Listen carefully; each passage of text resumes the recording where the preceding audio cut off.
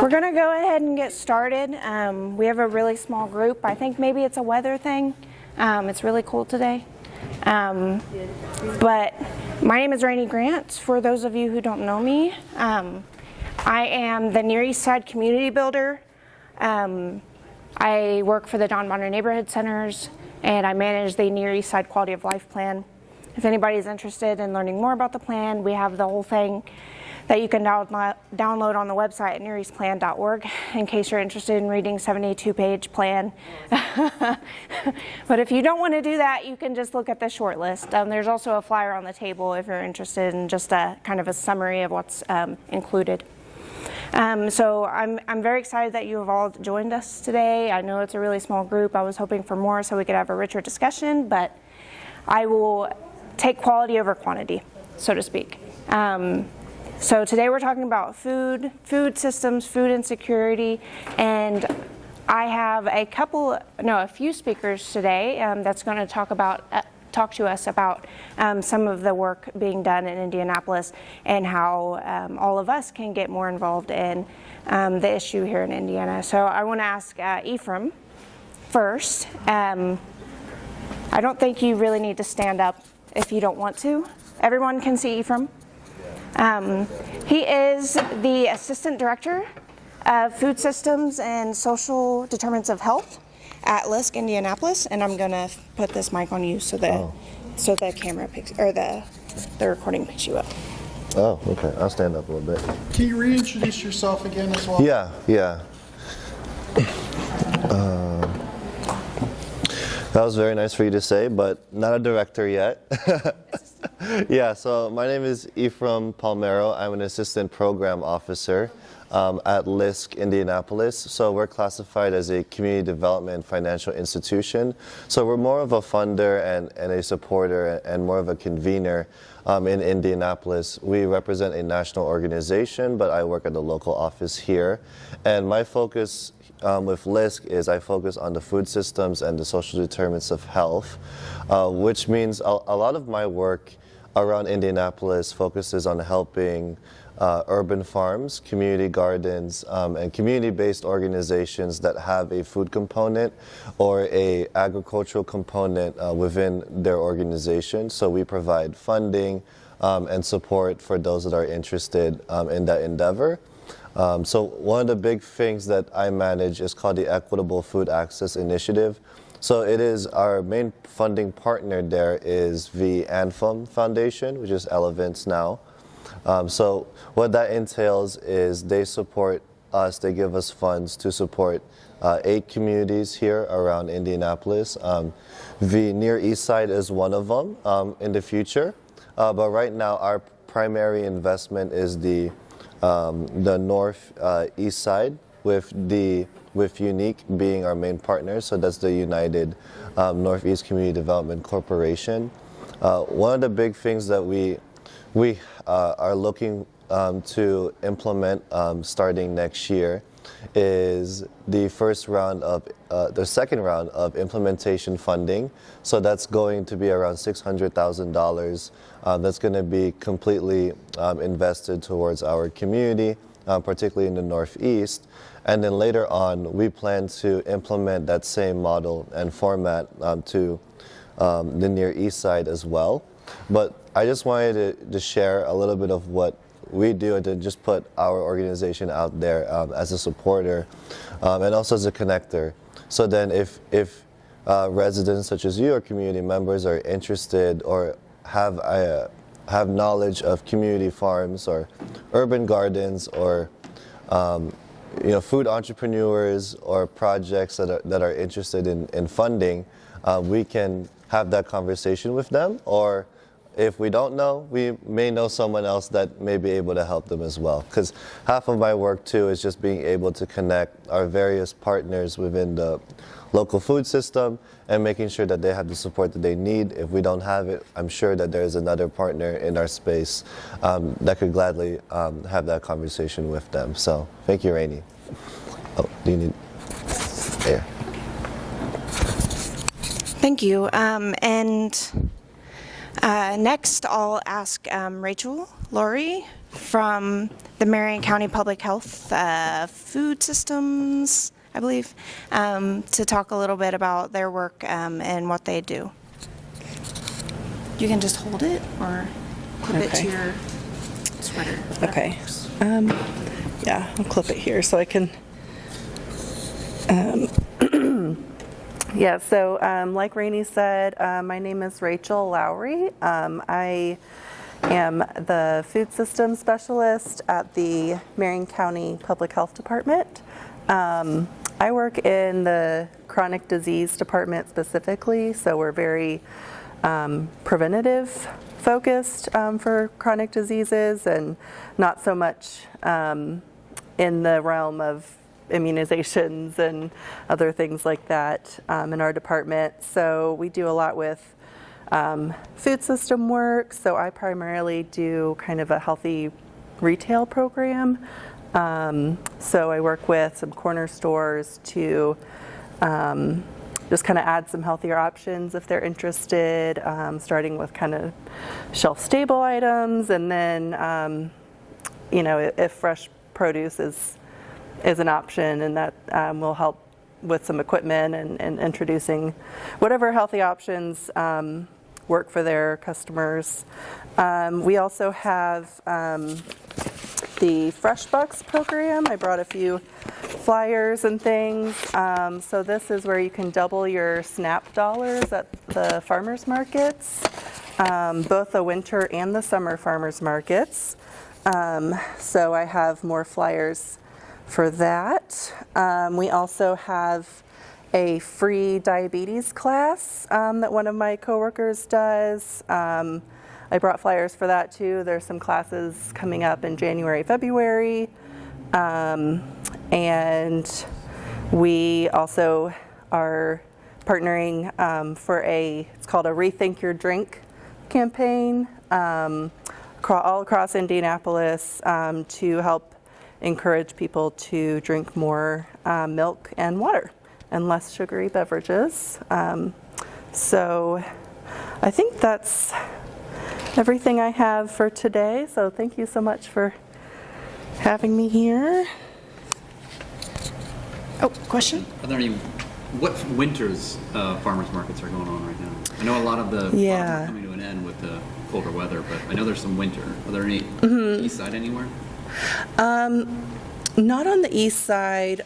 There's really not many farmers markets at all on the east side, unfortunately. The closest one would be at the AMP, kind of downtown. It's the Indy Winter Farmers Market. It's through Growing Places Indy, which is in the neighborhood.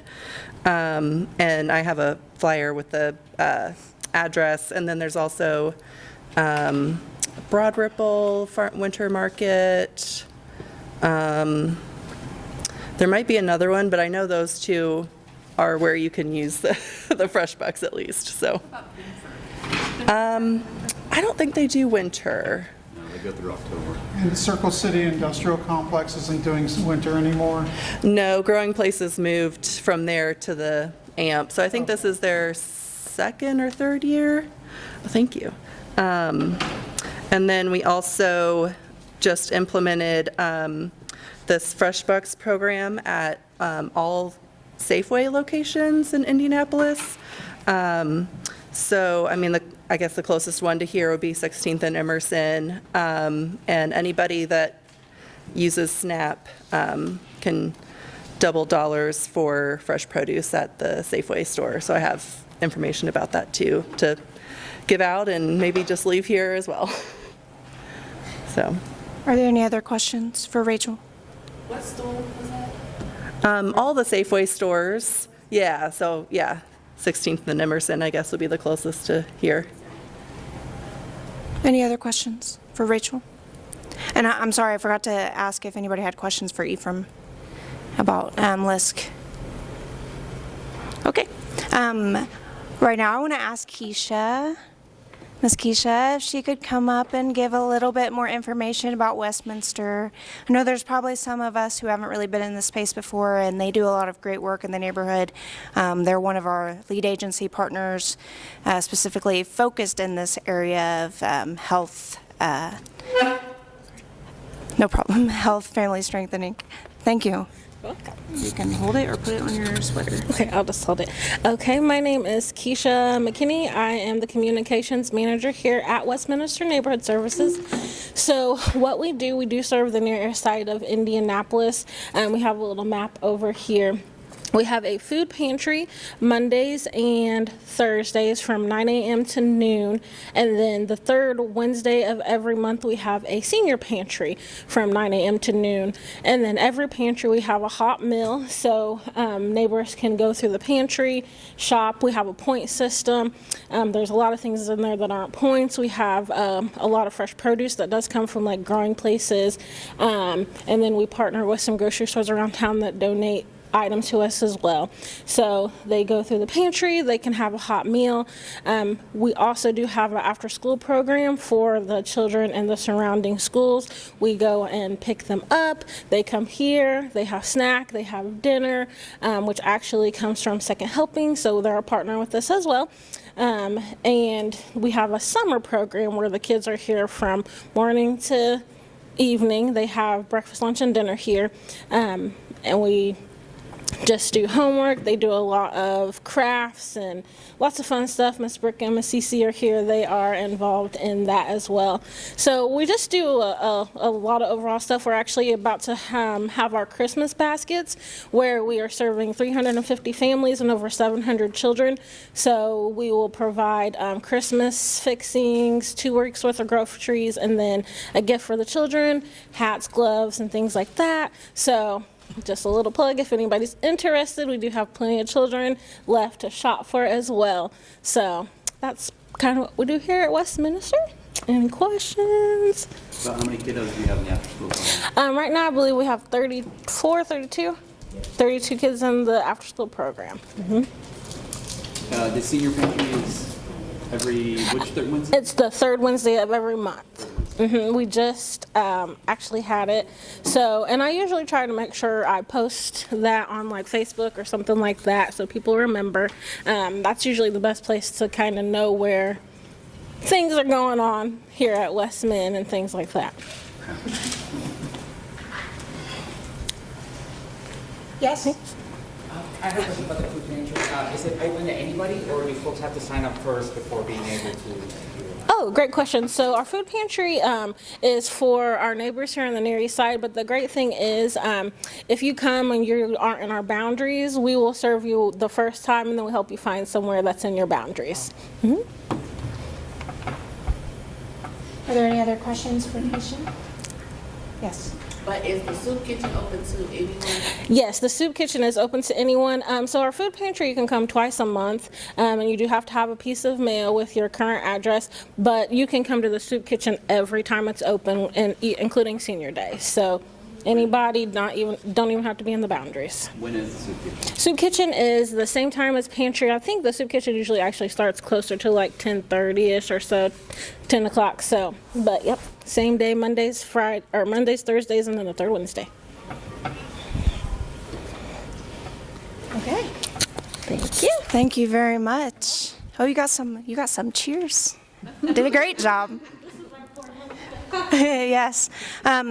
So we were going to have someone from the Neighborhood Food Champions come and talk about that program, but since they're not here, I'll give a little spiel. The Neighborhood Food Champions is a program that's run through the Center for Urban Women and Wellness, I believe. That's the acronym. And I'm getting head nods, so thank you. I was putting it as CWUW and slight dyslexia. So the Neighborhood Food Champions is a program. Each year they have a cohort. You don't have to be a woman. It's open for anybody who basically wants to do a food-related project in their neighborhood. So it might be a community garden or an urban farm, or you might want to open a market, a farmer's market, or a grocery store. We have a new grocery store coming in 46218, just north of Irvington, I believe.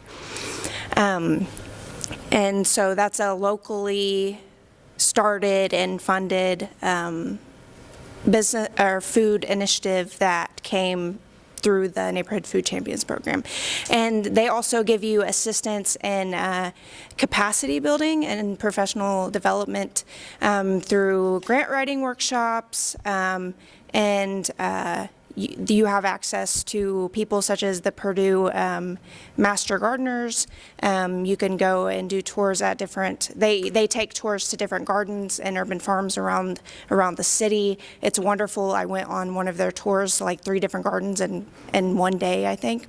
And so you can see what works in different neighborhoods and all the work that they've put into it, and how they serve the local community. So it's a great initiative run by Rhonda Bayless and Malele Kennedy with the city. And they also help you if you would like, usually after that cohort ends, the Indie Food Fund opens. And so you have the ability to apply for the Indie Food Fund to continue getting funding for whatever initiative you started through the program. And I can actually speak from some experience. I didn't go through the program entirely. My partner on the project did, but we started a community garden on the near west side for the Muslim community over there. And so my partner went through the program. I jumped on a couple of meetings, and we didn't apply for the Indie Food Fund because we're still very beginner level, and we're not looking to broaden capacity just yet. But it is a valuable program, and as basically from the beginning of you starting that program, you're going to be some type of member of the NFC forever, because they will continuously send you opportunities, information about opportunities related to the subject of food. So if anybody here is interested in, doing a food-related project in the neighborhood, that's definitely a program I would recommend looking at. I just wanted to yes. What was the other part? You said Rhonda and Rhonda Bayless and Malele Kennedy. It's Milele. Malele? Yeah. Yep, they're great. I love them. Wonderful ladies. Are there any other questions?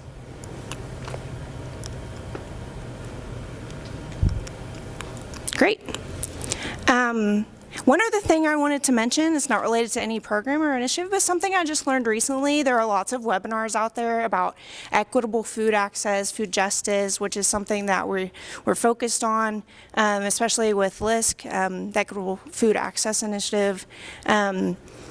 I watched a webinar and they were discussing the term food deserts. That's a term that's used very frequently in this work, right? And we're like, yeah, that term makes total sense. Like, there's no food. But there were people in that meeting who were saying that they saw the term food desert as perpetuating racism. And before anybody, pops out of their seat like, hey, I'll explain why. So food desert implies that naturally there are no resources available, right? Because when you go to a desert, it's just dry. Like, that's the environment. That's what you sign up when you go there. However, the actual thing that is going on is what they prefer to call food apartheid. It's a very intentional process where the community is oppressed, marginalized, and food opportunities are diverted from those neighborhoods, usually due to income in the area or other factors.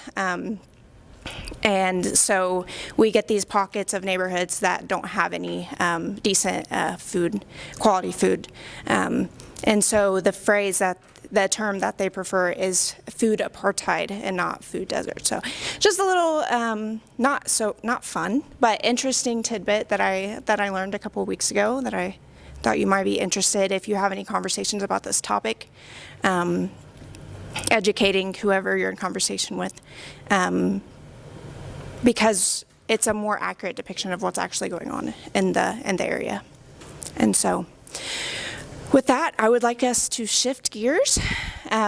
We're shifting out of the really boring listening part. No, it's not boring.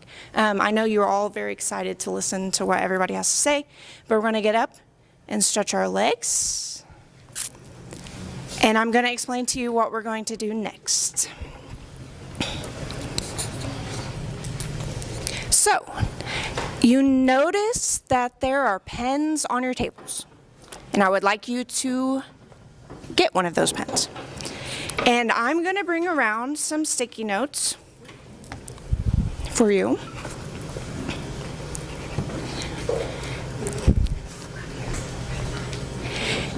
And are you ready? Everyone has, okay, cool. What I'd like you to do is take a look around the room. You might have noticed when you came in that there are big sheets of paper stuck to the wall. Each of those sheets has a specific action item from the Quality of Life Plan in both English and Spanish, just in case we had any Spanish speakers here.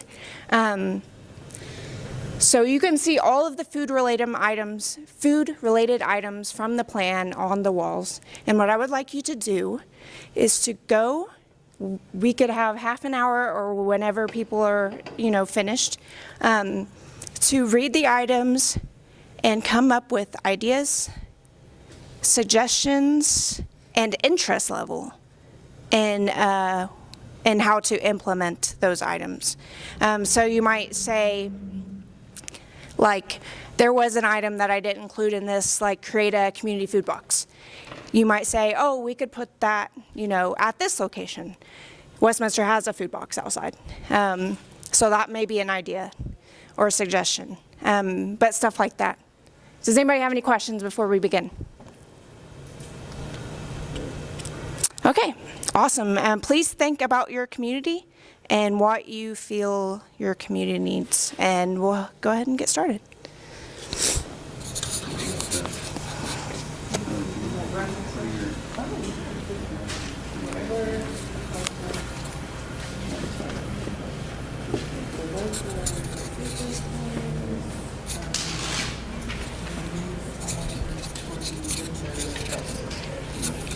Also, if you have any questions about anything, please feel free to come to me and ask me anytime.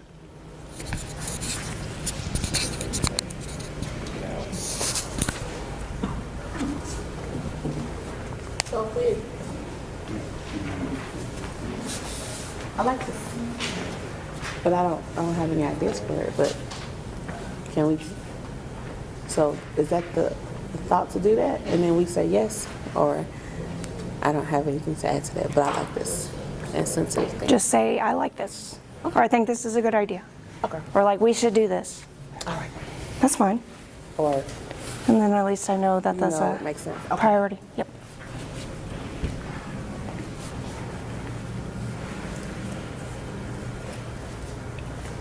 Also, if you're a partner who's spoken today, maybe you can write some of the ways that your organization may be able to help with these items if neighbors are interested in implementing them.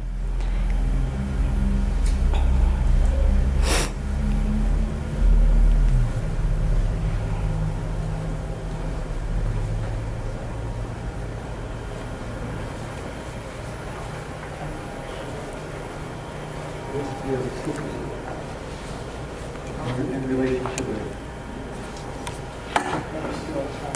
Okay.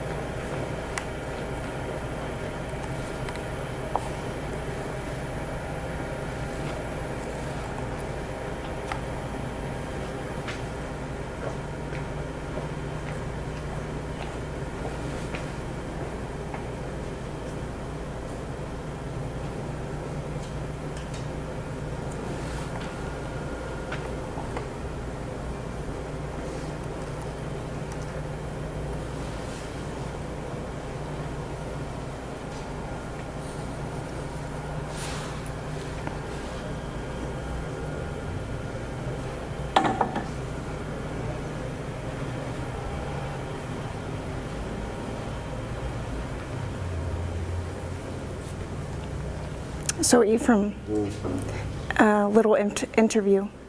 Yeah. What do you think about this item So this item talks about providing support for urban farms and community gardens. So for me, representing LISC, I want to include a recommendation which pretty much represents a call to action for us to increase funding for the Near East Side and such. So that means that we should identify funding opportunities that focuses on this neighborhood and for this community that cater specifically towards urban farm development and community farm development, so that we could also encourage folks that have ideas in this community that if they have something worth exploring or advocating for, they have the resources that they need to pursue that. That's great. That's me. We love money. So you're living coming up there. Do you work with him now? Jim, I'm going to do a little interview. Are you now? Yeah, make it interesting. Okay. What are your thoughts on these items? You can talk about a specific item if you like.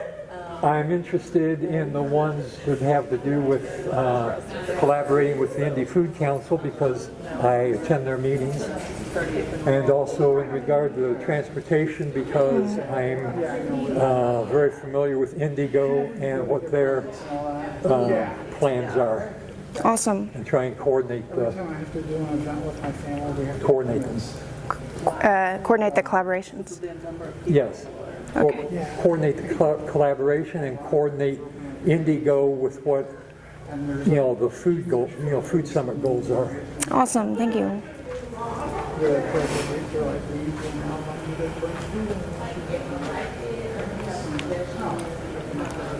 Alvaro, I'm doing a little interview. Oh, hello there.